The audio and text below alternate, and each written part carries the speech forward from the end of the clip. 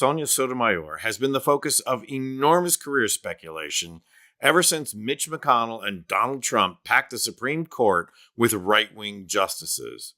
The left is anxious about not losing any more ground than the 6-3 supermajority that the right currently possesses.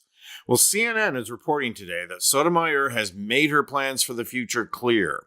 We're going to take a look at those plans, but first, let's examine why this is such a hot-button issue to begin with for the left. CNN reports that some progressives have suggested Sotomayor, the most senior liberal on the conservative Supreme Court, should step down so that Biden could try to name a replacement in the short window before Trump takes office in January. Now, talk has simmered for months over the possibility of Sotomayor retiring so that Biden could name a successor and ensure the seat remains a reliable vote for the liberal wing, but that has gone nowhere. The steam that really drives the engine of this pressure is due in large part to Ruth Bader Ginsburg. The 6-3 supermajority came into existence because Ruth Bader Ginsburg stayed on the court too long and died at 87 years old during the Trump presidency, guaranteeing a flipped seat. Sotomayor is only 70 years old, but she does have type 1 diabetes, so people are fearful that Sotomayor may not survive long enough for a Democratic president to appoint a successor. Replacing Sotomayor on the bench would not be an easy task.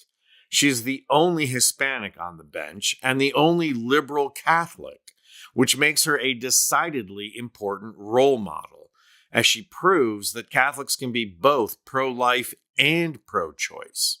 Not that the political or religious right appreciate that position.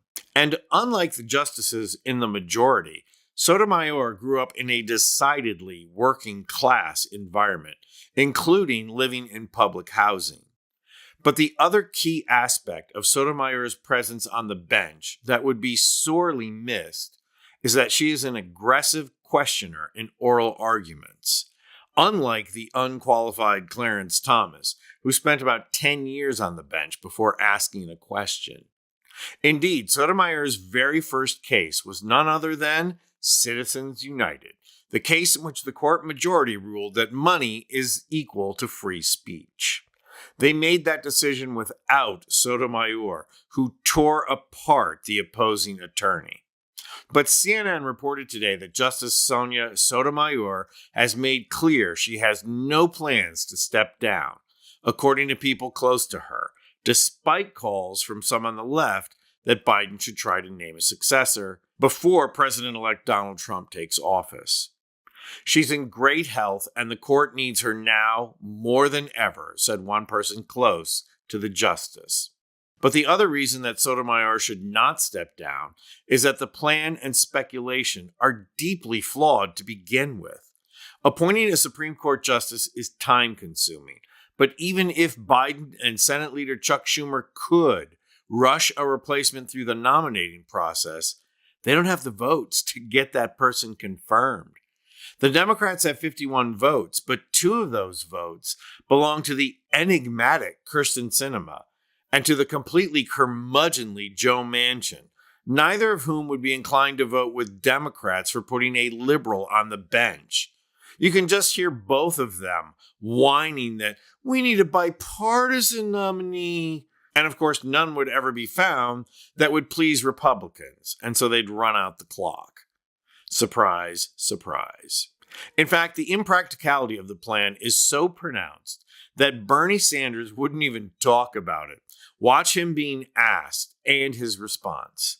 Before I let you go, I do want to ask you about the Supreme Court. Some Democrats behind the scenes quietly talking about the possibility, should Justice Sotomayor step down, to allow President Biden to appoint someone who's younger. She's only 70 years old. Is that something that you would support? Do you think she should step down?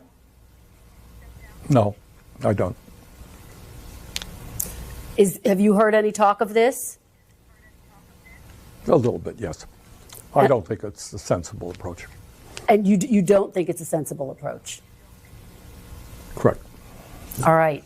Senator Bernie Sanders, thank you very much for your time this morning and your perspective. Have you ever seen Bernie Sanders stonewall a reporter so badly, that doesn't mean the plan is impractical. It means he thinks it's ridiculous.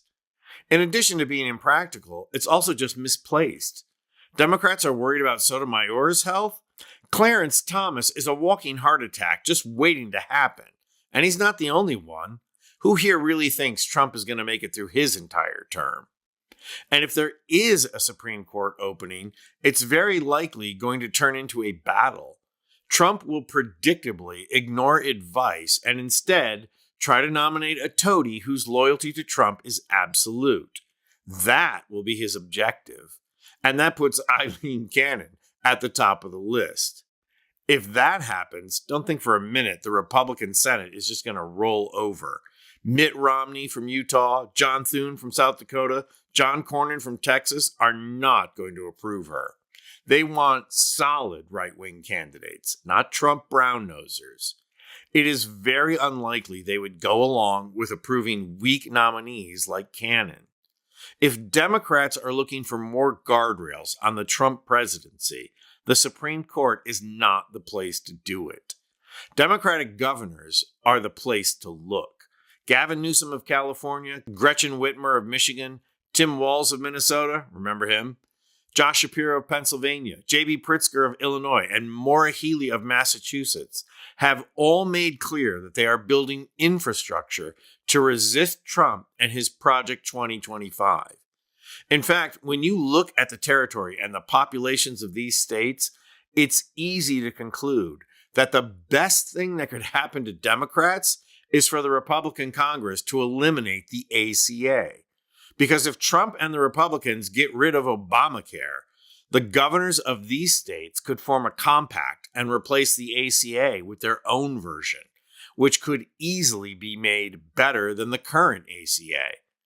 Then the people in the red states would have their health care taken away, which is surely going to cost Republicans dearly.